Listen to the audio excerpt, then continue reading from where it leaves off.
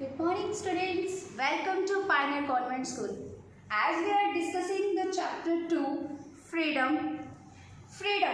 In our last video we discussed about what is freedom, what is free society, what is relation between national freedom and individual freedom.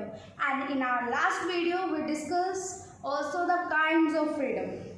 So freedom, हम कह रहे हैं कि हम बारी बारी जो है फ्रीडम वर्ड आ रहा है कि हमें फ्रीडम जो है वो मिलनी चाहिए, हमारे पास जो है वो राइट्स होने चाहिए, हमारे पास पावर होनी चाहिए किसी भी वर्क को करने के लिए।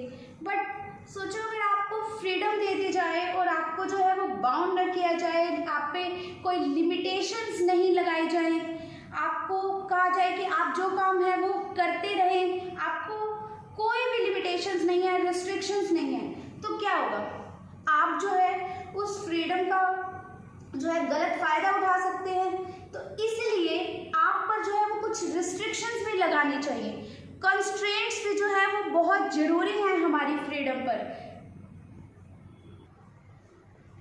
बिकॉज अगर आप एक ऐसी सोसाइटी में रह रहे हैं जहाँ पे सभी को फ्रीडम्स मिली हुई हैं, सभी को इक्वल राइट्स मिले हुए हैं, तो क्या होगा? सभी जो है एक दूसरे से आगे बढ़ने के लिए अपने आप को जो है वो डेवलप कर रहे हैं। इससे क्या होता है, सभी जहाँ पे नरिश कर रहे होते हैं तो वहाँ पे एक दूसरे के जो है वो एनिमीज बन जाते हैं, क्योंकि सभी एक दूसरे को पीछे छोड़कर आगे बढ़ना चाहते हैं। तो वहाँ पर अगर उस टाइम पर आपकी फ्रीडम पर कुछ लिमिटेशंस नहीं होंगी तो क्या होगा? ऐसी सोसाइटी में रहना सभी के लिए जो है वो प्रॉब्लमेटिक हो जाएगा। वहाँ पे आपके लिए बहुत सारी प्रॉब्लम्स आएंगी, क्योंकि सभी एक दूसरे को नीचे करने के लिए जो है वो गलत तरीकों का जो है वो यूज़ करेंगे। इसलिए आपकी फ्रीडम पे कुछ जो है कंस्ट्रेंट्स, कुछ रिस्ट्रिक्शंस जो है वो होनी चाहिए। ये जो कंस्ट्रेंट्स हैं, सभी तरह के जो कंस्ट्रेंट हैं वो जस्टिफिकेबल नहीं होते। कुछ जो कंस्ट्रेंट्स हैं वो हमारे लिए ठीक होते हैं और कुछ जो है वो हमारे लिए सही नहीं होते। ये जो कंस्ट्रेंट्स है वो हमारे ऊपर कौन लगाता है? जो कंस्ट्रेंट्स है वो कहाँ से आते हैं? इट मीन्स जो है कंस्ट्रेंट्स के सोर्सेज क्या हैं? Now we will discuss about the sources of constraints, sources of restrictions. ये जो रिस्ट्रिक्शंस हैं हमारे ऊपर कौन लगा सकता है, हम पर कौन अप्लाई कर सकता है? अगर हम बात करें हमारे पास्ट की, हिस्ट्री की, तो डोमिनेशन हम पर जो है, आप सभी को पता है ब्रिटिशर्स आए थे, उन्होंने हमें डोमिनेट किया था। तो उन्होंने हमारे ऊपर जो कंस्ट्रेंट्स लगाई थी, हमारे ऊपर जो रिस्ट्रिक्शंस लगाई थी हमारी फ्रीडम पे, हम जो है अपनी मर्जी से कुछ नहीं कर सकते थे। तो वो उस टाइप का जो कंस्ट्रेंट है वो भी एक सोर्स है कंस्ट्रेंट का। Domination is also a source. Outer control means कि हम पर जो है उनका कंट्रोल था, वो हमें कंट्रोल करते थे। लेकिन इस टाइप का जो कंस्ट्रेंट है, इस टाइप की जो रिस्ट्रिक्शन है वो जस्टिफिकेबल नहीं होती। अब हम बात करेंगे अपार्थाइड सिस्टम की। अपार्थाइड जो साउथ अफ्रीका में सिस्टम था, यानी जो ब्लैक पीपल है उनको रिस्पेक्ट नहीं दी जाती थी वाइट पीपल की तरह। तो ये भी एक टाइप का जो कंस्ट्रेंट का सोर्स है, क्योंकि यहाँ से भी जो है वो रिस्ट्रिक्शंस जो है वो एक पर्सन पे लगाई जा रही थी, ब्लैक पीपल पे लगाई जा रही थी। तो ये भी जो कंस्ट्रेंट का सोर्स है ये जस्टिफिकेबल नहीं है, ये सोर्स जो है वो सोसाइटी में नहीं होना चाहिए। ये रिस्ट्रिक्शंस जो हैं वो ऐसी नहीं लगाई जानी चाहिए। लोग हमारी सोसाइटी में जो कास्ट सिस्टम है, क्लास सिस्टम है, ये भी जो है हमारी सोसाइटी में नहीं होने चाहिए। हम कहते हैं कि हमारी सोसाइटी जो है वो डेमोक्रेटिक है, जो कास्ट सिस्टम से बिल्कुल फ्री है, कोई भी क्लास सिस्टम नहीं है वहाँ पे। But it's not true. यहाँ पर जो है वो कास्ट सिस्टम अभी भी जो है एग्जिस्ट करता है। मीन्स लोगों को जो है वो डिस्क्रिमिनेट किया जाता है, उनके बीच में डिफरेंस किया जाता है। जो मेजोरिटी होती है कास्ट की लोगों की, हम इलेक्शंस में देखते हैं क्या होता है, वो लोग उनकी जिनकी मेजोरिटी होती है वो जीत जाते हैं और फिर लोगों पे क्या करते हैं, वो अपने जो है रिस्ट्रिक्शंस लगाते हैं। तो ये जो थिंग्स हैं दीज आर रॉन्ग। ऐसे जो कॉन्स्ट्रेंट्स हैं वो हमारी सोसाइटी में जस्टिफिकेबल नहीं है, हम पर नहीं लगाने चाहिए। So what is the positive source? ये जो पॉजिटिव रिस्ट्रिक्शंस है, पॉजिटिव सोर्स है रिस्ट्रिक्शन का, वो कहाँ से आता है? जो that came from political organization। जो पॉलिटिकल ऑर्गेनाइजेशन है जो हमने अपनी मर्जी से सेलेक्ट की है, वो पॉलिटिकल ऑर्गेनाइजेशन जब हमें राइट्स देते हुए हमें जो राइट्स प्रोवाइड करती हैं, वो राइट्स देते हुए हम पे कुछ रिस्ट्रिक्शंस लगाती हैं, वो हमें जो रूल्स एंड रेगुलेशंस हैं हम उन्हें फॉलो करते हैं, that is called the positive source of constraints. तो ये सभी जो हैं वो कंस्ट्रेंट्स के सोर्स हैं, domination, apartheid, caste systems and political organization, ये सभी जो है वो हम पे कंस्ट्रेंट्स लगाते हैं। Now we will talk about the some psychologist view on that, कि सभी के जो है वो डिफरेंट व्यूज़ हैं। कुछ कहते हैं ये जो कॉन्स्टेंट्स हैं वो लगाए जाने चाहिए, कुछ कहते हैं ये कॉन्स्टेंट्स बिल्कुल नहीं होने चाहिए। Today we will discuss Subhash Chandra views on freedom, कि सुभाष चंद्र के क्या व्यूज़ थे फ्रीडम पे। वो कहते थे कि ट्रू फ्रीडम तभी है जब फ्रीडम है रिचर पुअर्स दोनों को मिले, मैन वुमेन दोनों को मिले, high class low class all classes and individual.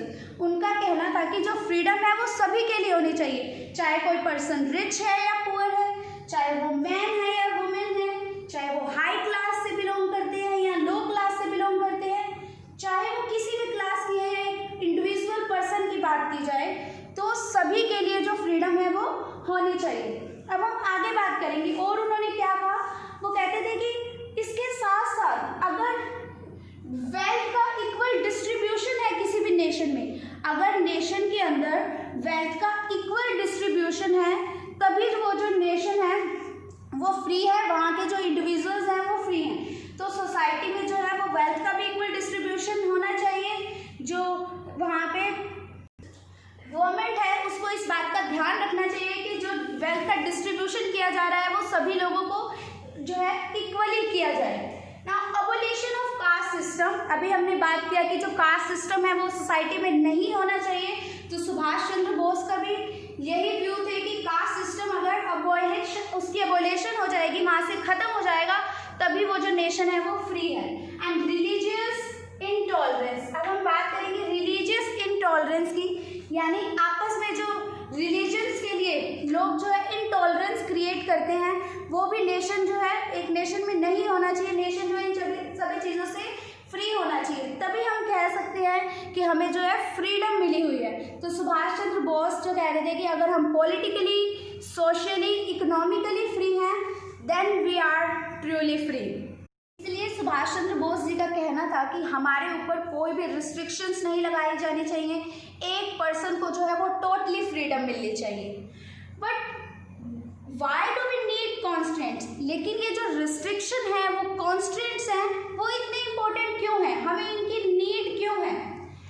To maintain order and peace in society, to control violence.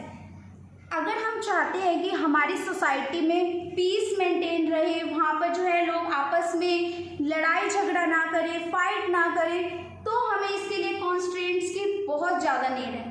For example, अगर मैंने आपको पहले भी कहा कि अगर सभी को फ्रीडम दे दी जाए और उनको जो है लिमिट्स ना दी जाए कि आप पर इतनी लिमिट्स लगाई जाएंगी, तो लोग क्या करेंगे। अगर हम बात करें, हम रोड्स पे जाते हैं, रोड रेज का हम एग्जाम्पल लेते हैं कि अगर किसी की गाड़ी को पीछे से किसी ने टक्कर लगा दी तो लोग क्या करते हैं, आपस में फाइटिंग करना स्टार्ट कर देते हैं, यहाँ तक कि एक दूसरे को मारने के लिए भी वो जो है रेडी हो जाते हैं।